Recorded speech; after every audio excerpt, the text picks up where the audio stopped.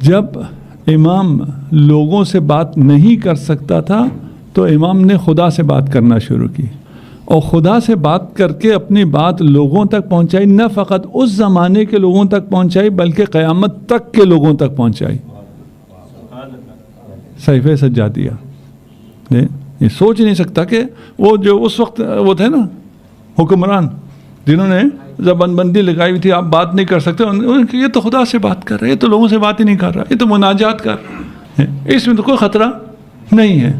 اسی مناجات میں یہ تمام معارف تمام لوگوں تک پہنچا دی۔ یہ امام کا، اگر کسی بھی امام کو کہیں گے تو ہر امام کا، مثلا ہمیں امام حسن مجتبیٰ علیہ السلام نے کیسے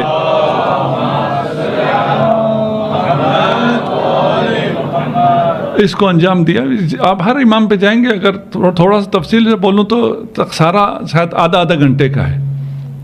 میں اتنا وقت نہیں لینا چاہ رہا، یہاں پر بھی میں کوشش کروں گا بہت مختصر بولوں، اور اگر سمجھ میں آئے تو ٹھیک، نہیں سمجھ میں آئے تو پھر یہ ہے کہ کچھ کرنا پڑے گا۔ بعد میں مولانا یہاں ہیں، ان سے ہر رات ایک سوال۔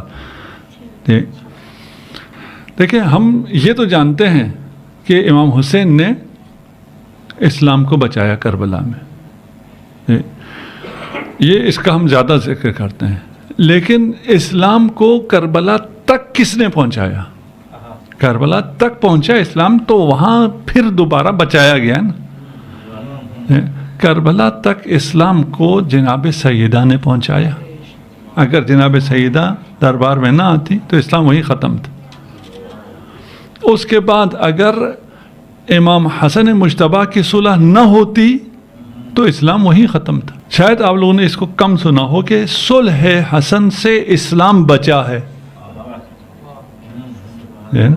ہمیں تو لگتا ہے ایک جنگ کرنے والے تھے، ایک جنگ نہیں کرنے والے تھے، ایک صلح کرنے والے تھے، ایک نے صلح کی کچھ نہیں کیا تو امام نے آ کے بڑے شجاع تھے اور بچا لیا اسلام۔ نہیں،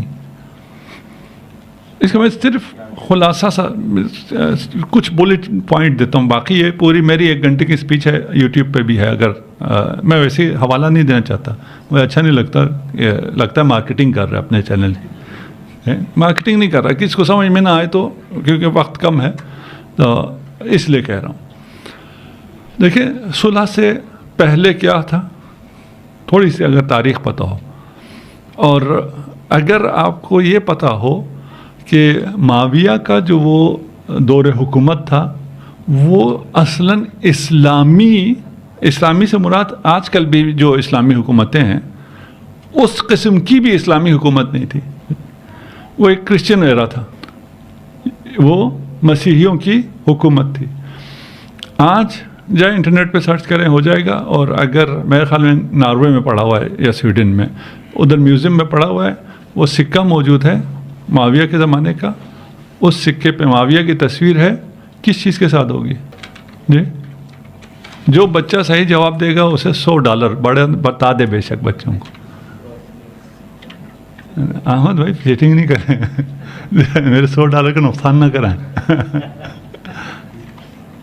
صحیح بتایا میرا خیال ہے انہوں نے، سلیب کے ساتھ کراس، ایسا ہی یہ سنا تھا آپ لوگوں نے؟ وہ کرسچن حکومت تھی۔ سکہ کیا چلتا تھا؟ روم کا۔ حکومت کون کرتے تھے؟ رومنز۔ وزیر اعظم کون تھا؟ بغیر انعام کے نام بتا دیں۔ معاویہ کا وزیر اعظم کون تھا؟ نہیں، وزیر اعظم موبائل، اچھا یہ چیٹ جی پی ٹی لگا رہے ہیں۔ سربون، ٹھیک ہے نا؟ یہ یوحنا سنا ہے؟ یہ پادریوں کا، ابھی بھی آپ کسی چرچ میں چلے جائیں اس کا یوحنا کا نام لگا ہوا ہوگا، ٹھیک ہے نا؟ یہ اس کا بیٹا تھا۔ کربلا اس کا جو مین آرکیٹیکٹ ہے وہ یہ سربون ہے۔ اچھا، اسلامی حکومت نے پہلی دفعہ جو معاہدہ کیا ہے، ٹریٹی کی ہے کسی یہود یا نصارہ کے ساتھ، وہ کون تھا؟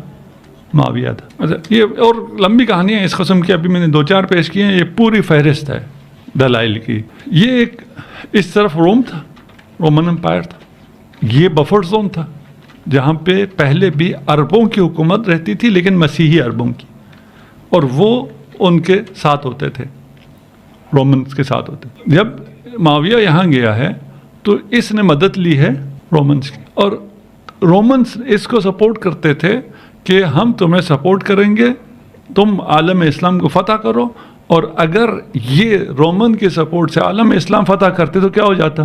اسلام ختم۔ امام نے کیا کیا؟ امام نے صلح کر کے پوری کایا پلٹ دی۔ یہ کیوں ان کے ساتھ تھا؟ اقتدار کے لیے۔ کس اقتدار کے لیے؟ یہ پوری جو اسلامی مملکت ہے اس پہ اقتدار اگر رومنز کے ذریعے ملے گا تو وہ ان کا ایک غلام ہوگا، اقتدار تو ہوگا لیکن اس کا ایک غلام ہوگا۔ جب امام نے یہ ساری مملکت اس کو دے دی، یہ لو، اس نے رومن کو آنکھیں دکھانا شروع کر دی۔ وہ جو اسلام کا دشمن تھا، جو اس کے ذریعے اسلام کو تباہ کرنا چاہتا تھا، امام نے اپنے ایک صلح کے ذریعے اس کو اس کے دشمن میں تبدیل کر دیا۔ پھر یہ بہت زیادہ مثالیں، پھر یہ تو ساری تقریر ان کی ایک سوال کی نظر ہو جائے گی، اس سے زیادہ ہم اس میں نہیں جاتے۔